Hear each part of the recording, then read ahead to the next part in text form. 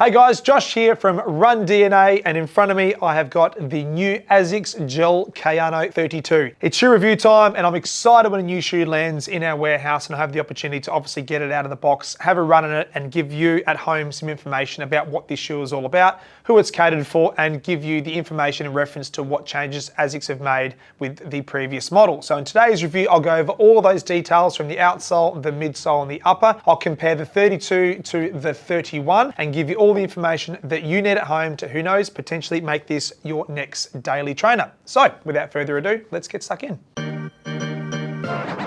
First things first, let's talk about who should be using the Kayano 32s. For the best part of 3 decades, this shoe has targeted the same runner or the same foot type, a person that comes in and rolls in over their arches. So Asics over the years have made subtle iterations to how they've executed their arch support on the medial side. And again, with the 32, nothing is different. It is still targeting the foot type that sort of fits the majority of the running market. So vast majority of people have a tendency to overpronate versus underpronate, which is supinate. So therefore, this shoe does cater for a broader community as well. Also, in conjunction with that, the midsole is engineered with ample amount of cushioning. So that there is going to provide all the cushioning and support you need for a 15-minute run, 30-minute run, right up to 2 hours if you so choose. So it's got truckloads of cushioning in this midsole to give you the comfort and support that you require. So let's talk about the comparison of the Kayano 32 and the Kayano 31. To the naked eye, they look pretty similar, and you would expect that from a brand like Asics. Japanese engineered, so with reference to any change, they measure it to the nth degree and make the appropriate incremental changes over time. So some context here, the 32 has been circulating for almost 2 years with reference to prototyping, and they do refine that over the time until it's obviously go to market, which we have now. So I'm going to start from the ground and work our way up. First things first, outsole. You can see straight away the Kayano 32 through here, which I'm wiggling now, has great rubber coverage from the heel right through to the forefoot, and the same thing with the Kayano 31. Not a real amount of change with reference to the overall footprint in reference to the rubber offered. However, we have 8 pieces of rubber in the Kayano 32 in comparison to 10 in the Kayano 31.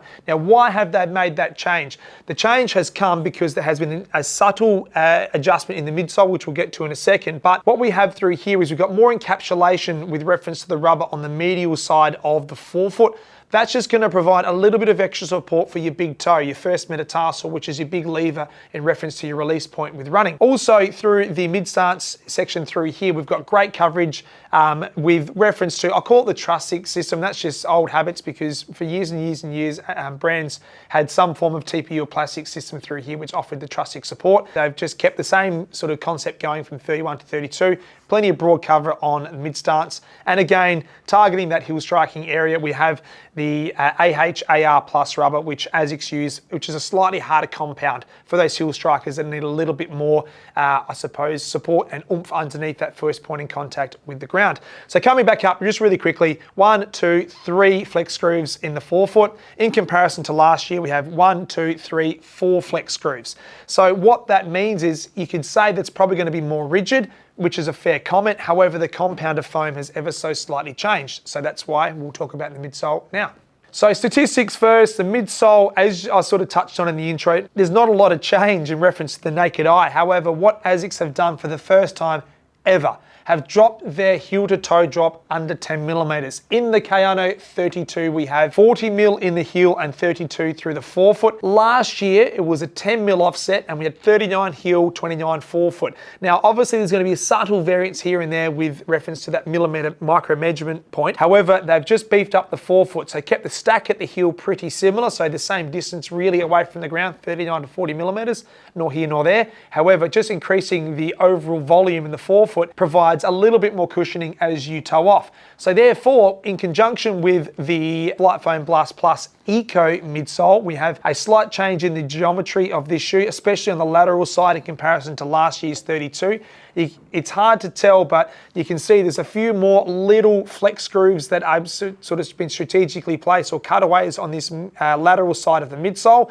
That's going to help the shoe itself compress on the lateral side a little bit more in comparison to last year, where they had a similar concept, but it's just been engineered ever so slightly, that lateral side. So with that in mind, it's going to run softer. Now, when a shoe runs softer, That can be a good thing, but it also can play against the output of the shoe in reference to the overall support. Hence, they have made that adjustment with outsole coverage and providing a bit more rigidity through the forefoot. So increasing that stack height, naturally you're going to get a bit more compression through the forefoot. However, they've covered that off with better outsole coverage. On the medial side, as I touched on, this shoe is designed for overpronators. So instead of using dual density foams, and I feel that's an old terminology that was used for almost 30 plus years, brands have been very creative in reference to how they offer pronation support.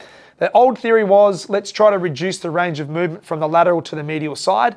Again, that can work in some cases, but brands have now looked at, okay, let's slow down the rate of pronation. So looking at the speed, the velocity.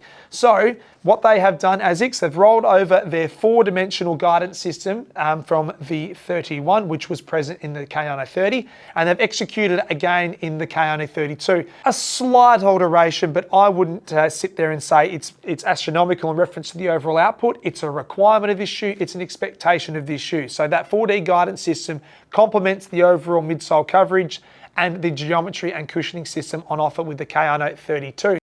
Again, for you overpronators out there that need that support and want that confidence in your shoe, you know you're going to get it with the Kayano 32. It's got a broad base, it's got the 4D guidance system on the medial side to offer the appropriate amount of support as you transition through mid-stance. Now let's talk about the upper, probably the most underrated part of any shoe. We can talk about midsole compounds and softness and response rates, but if you don't have the right upper locking you down on that midsole, well, the midsole becomes obsolete and irrelevant. Asics have executed some of the best uppers over the years, and nothing has changed with 32 from the 31. First things first, we have widths on offer, which is absolutely fantastic. In your men's, you're gonna have a D, 2E, and a 4E, so 3 widths on offer. In the ladies, you're gonna have a standard B and a broader D width, which again just helps us in terms of shoe fitting offer the appropriate fit, really tailor it for someone's foot shape and needs, because with width we expect a bit of change in volume, so having the ability to have 3 widths on offer in men's and 2 widths on offer in ladies does help us in reference to dialing in that fit. Now with the upper, again, whether it's jacquard mesh or engineered mesh, the output's exactly the same. You want lockdown, but you want breathability. You've got the same construction with the tongue. It's that gusseted system which sits across the top of your arch in the 31, and the same thing in the 32.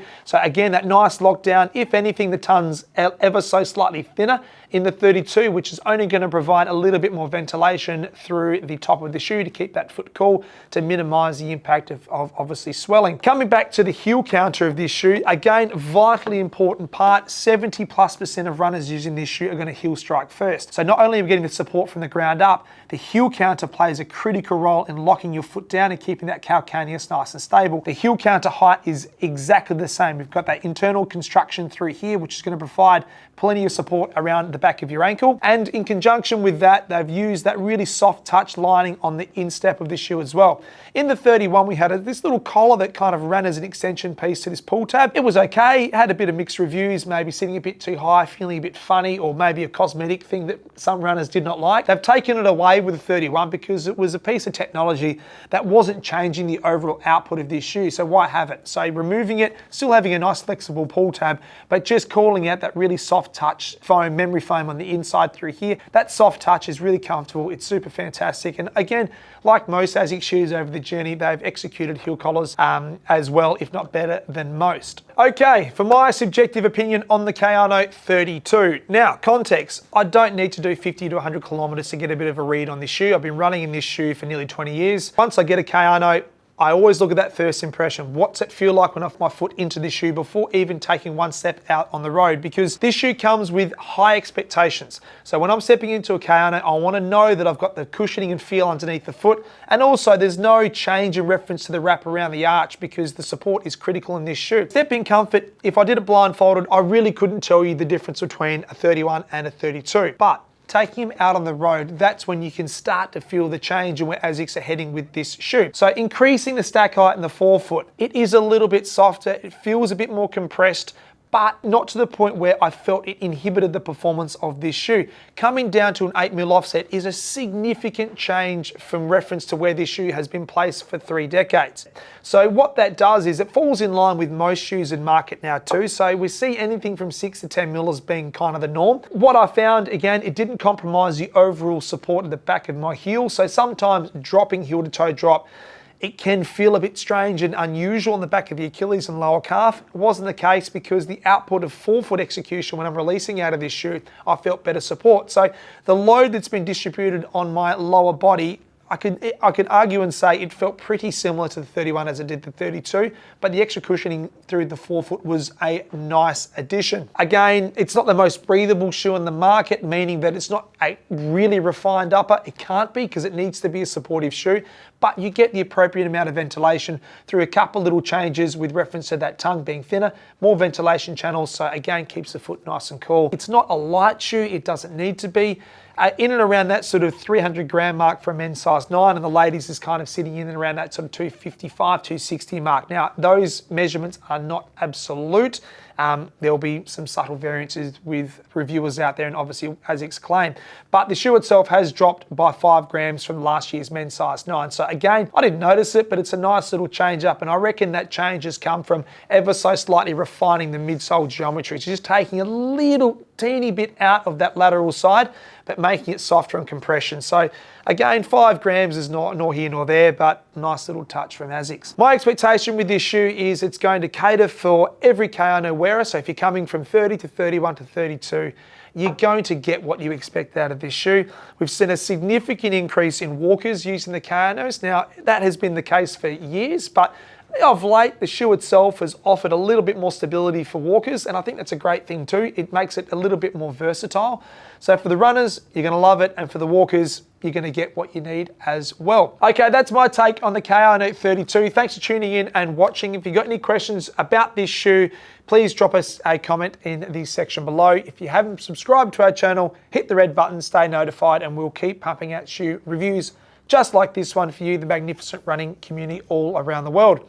So until next time, stay safe, be kind to one another, happy running, and we will see you out in the road. Take care.